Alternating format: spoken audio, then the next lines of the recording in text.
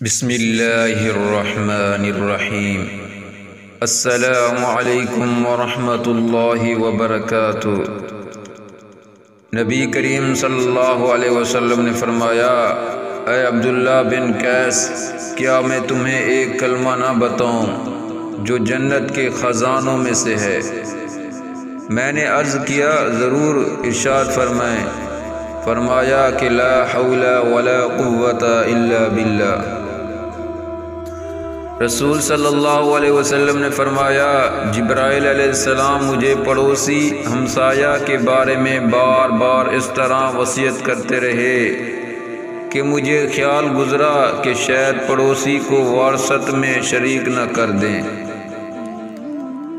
حضرت ابو ہریرہ رضی اللہ عنہ روایت کرتے ہیں کہ حضور نبی کریم صلی اللہ علیہ وسلم نے فرمایا، بدگمانی کرنے سے بچو، کیونکہ بدگمانی سب سے جھوٹی بات ہے۔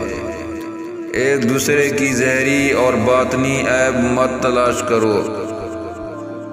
ایک شخص نے عرض کیا، اللہ کے رسول صلی اللہ علیہ وسلم، ہم خادم کو غلطی پر کتنی بار معاف کریں؟ آپ صلی اللہ علیہ وسلم چپ رہے۔ پھر اس نے اپنی بات دہرائی، آپ پھر بھی خاموش رہے۔ تیسری بار جب اس نے اپنی بات دہرائی تو آپ صلی اللہ علیہ وسلم نے فرمایا، ہر دن 70 بار اسے معاف کرو۔ دوستو، آج کی یہ ویڈیو پسند آئے تو لائک کریں اور اس چینل کو سبسکرائب کریں۔ جزاک اللہ خیرہ۔